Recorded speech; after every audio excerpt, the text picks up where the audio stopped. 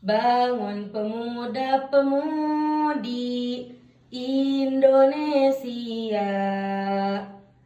tangan bajumu sing-singkan untuk negara. Masa yang akan datang, kewajibanmu lah menjadi tanggunganmu terhadap Nusa. Assalamualaikum warahmatullahi wabarakatuh. Alhamdulillahilladzi ja'ala hadhil baldah Indonesia aminatan mutmainnah. Assalatu wassalamu ala rasulillah Sayyidina Muhammad ibn Abdillah wa ala alihi wa sahbihi wa man tabi'ahu ila yaumil qiyamah. Amma ba'du.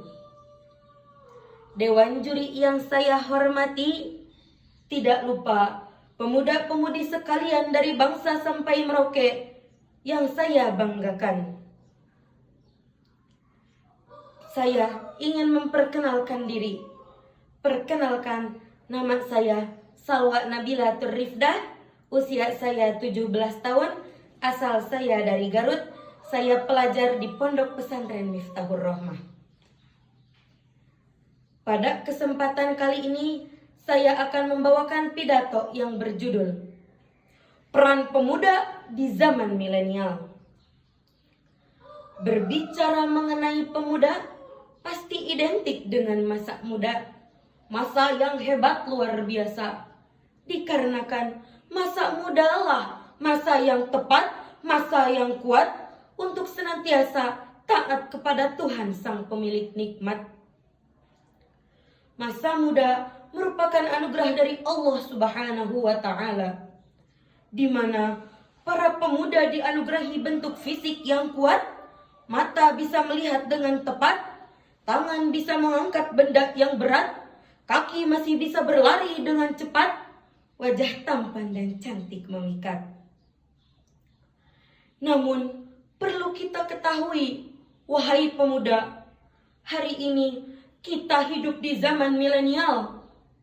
Hari ini yang runtuh bukanlah langit, melainkan kepercayaan dan harapan.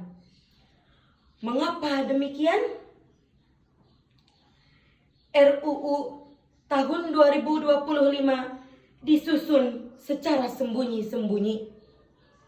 Pasal-pasal disusun tanpa partisipasi.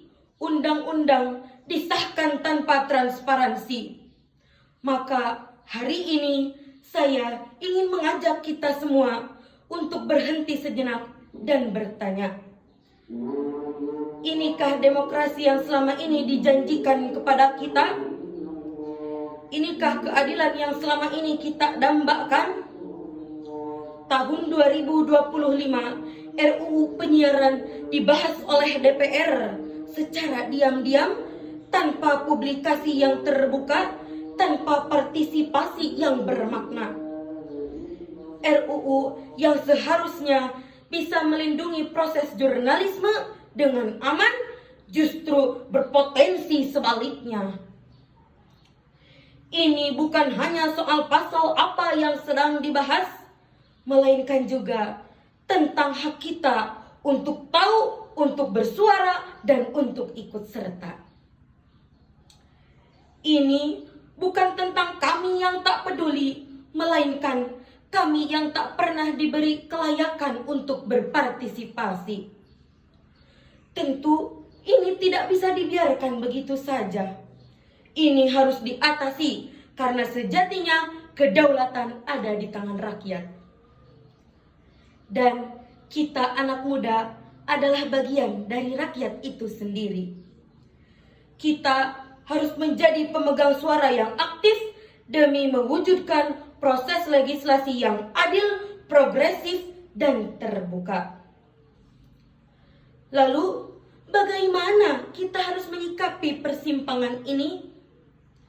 Yang pertama, aktiflah dalam berpartisipasi. Jangan biarkan hak suara kita terbuang sia-sia. Ikutlah dalam bermusyawarah, sampaikan aspirasi dan awasi jalan pemerintahan. Yang kedua, jadilah warga negara yang cerdas dan kritis. Sharinglah informasi dan hindarilah kebohongan dan carilah kebenaran. Yang ketiga, jagalah persatuan dan kesatuan bangsa. Kita memang berbeda pendapat, tetapi kita harus tetap satu bangsa, satu tanah air. Hormati setiap perbedaan dan jadikan keberagaman sebagai kedaulatan dan sebagai kekuatan. Hadirin sekalian, kita dibatasi oleh rantai pengangguran, kita terjebak oleh permainan egois dan partai politik. Korupsi telah memabukkan cambuk yang memadamkan cahaya masa depan kita. Bangkitlah wahai pemuda, bangkitlah wahai pemuda, kami adalah pembawa obor perubahan. Jika Anda tidak bangkit, siapa lagi? Jika kalian tidak membangun bangsa ini, siapa lagi? Kitalah api yang akan membakar kegelapan. Kitalah badai yang akan menyapu bersih ketidakadilan dan mengembangkan kemakmuran. Bahkan dikatakan syubbanul yaum rijalul ghad. Pemuda hari ini akan menjadi pemimpin di masa depan.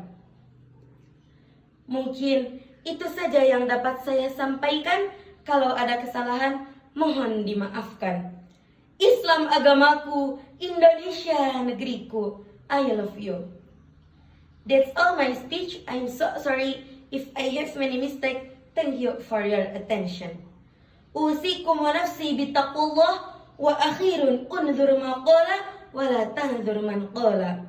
Wassalamualaikum warahmatullahi wabarakatuh.